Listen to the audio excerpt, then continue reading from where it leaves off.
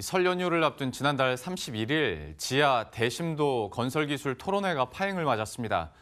이 기술을 이용해서 짓는 수도권 광역급행철도 GTX의 노선 변경을 주장하는 주민들과 마찰이 있었기 때문인데요.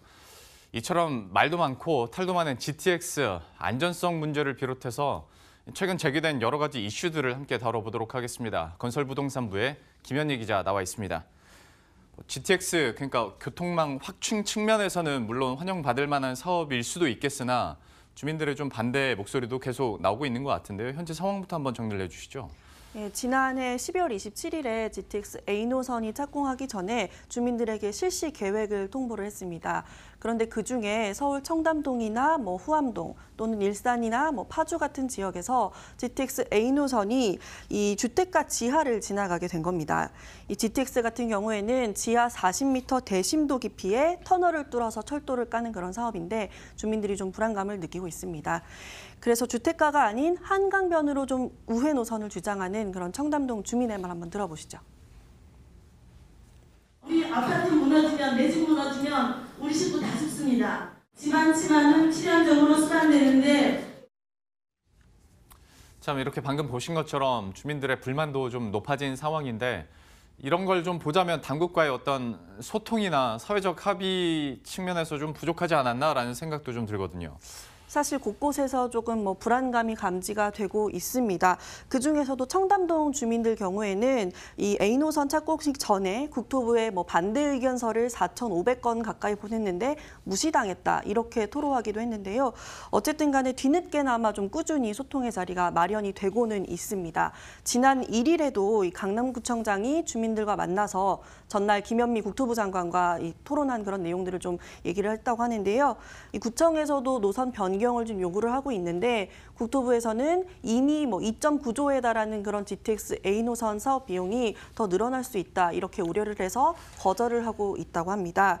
이 자리에 참석한 한 주민의 말에 따르면요, 이 강남구청장이 노선 우회하는 데 드는 비용을 좀 구청에서 지불할 수도 있다, 부담할 수도 있다 이렇게까지 적극적인 좀 의견을 피력했다고 합니다. 근데 사실 GTX A 노선 외에도 B 노선, C 노선도 있고 지금 정부에서 추진하고 있는 철도 사업들이 굉장히 많습니다. 그래서 국토부로서는 지역의 민원을 한번 들어주기 시작하면 앞으로 또 사업들도 제속도를 낼 수 없다 이런 좀 판단도 하고 있는 것 같고요.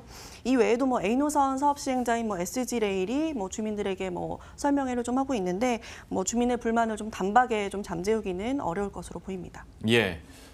사실 GTX라고 하면 지하철 개념을 많이 생각하게 되고 저도 그렇습니다. 그런데 그 토론회 자체가 대심도 건축기술 토론회였잖아요. 이거는 그러면 기존의 지하철과는 완전히 다른 기술 혹은 지금까지 한 번도 시연하지 않은 기술들인가요? 어떤 기술입니까, 이게? 완전히 새롭다고는 좀 얘기할 수 없습니다. 지금 앵커께서 말씀하신 것처럼 지하철, 고속 지하철 이렇게 생각을 하시면 좋은데요.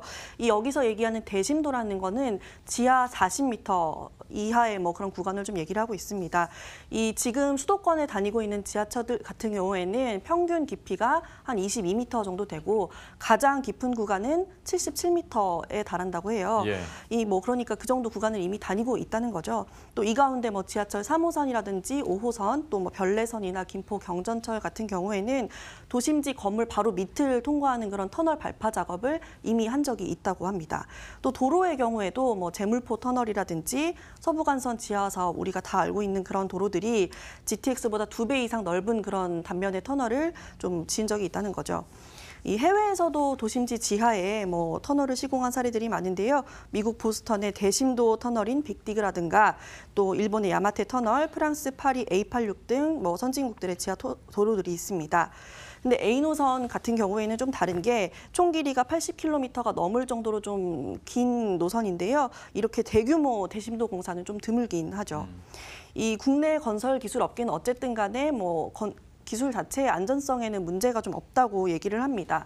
이 깊게 내려갈수록 지반이 좀 단단해져서 터널 발파 작업을 하거나 지하철이 다닐 때에도 소음이라든지 진동이 좀 더 적게 느껴질 수 있다 이런 설명인데요.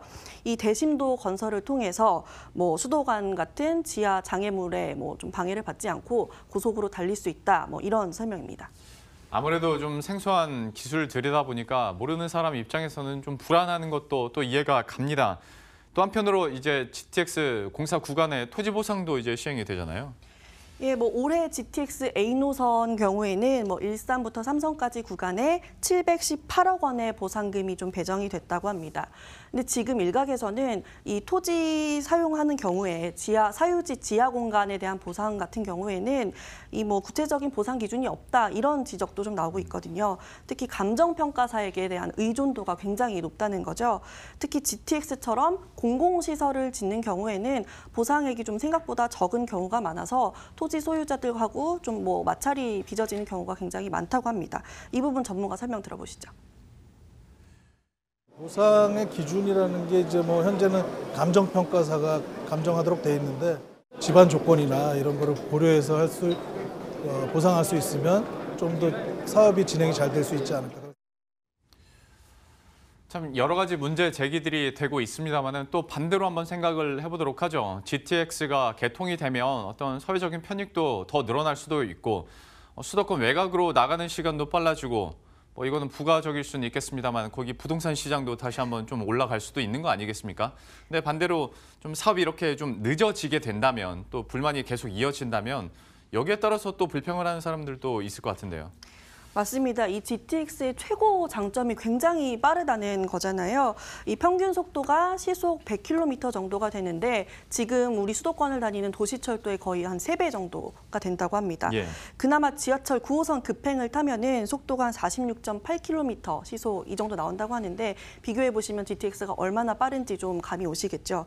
그래서 서울로 출퇴근하는 그런 수도권 외곽 지역의 주민들 같은 경우에는 GTX에 대한 수요가 굉장히 높은 편입니다. 특히 서울의 과밀 현상을 좀 해소하기 위해서 국토부가 수도권에 뭐 3기 신도시 15.5만 호 건설하겠다 이런 계획을 발표를 하기도 했고 또 2기 신도시 중에서도 뭐 검단이라든지 아니면 남양주나 뭐 파주 운정 같은 지역 경우에는 굉장히 좀 조성 속도가 늦어지면서 대중교통망이 아직까지 좀 미흡한 부분이 있는 게 사실인데요. 예. 그래서 뭐 얼마 전에 뭐 남양주하고 인천에서 뭐 GTX B 노선을 뭐 예비 타당성 조사를 좀 면제해 달라 이렇게 얘기하면서 거의 수십만 명이 서명 운동을 좀 벌이기도 해서 얼마나 좀 수요가 높은지를 좀 실감을 할 수가 있었습니다. 또 정부가 선교통 후 개발 계획을 좀 외치면서 신도시의 서울 접근성을 높이겠다 이렇게 공언을 한 상태거든요.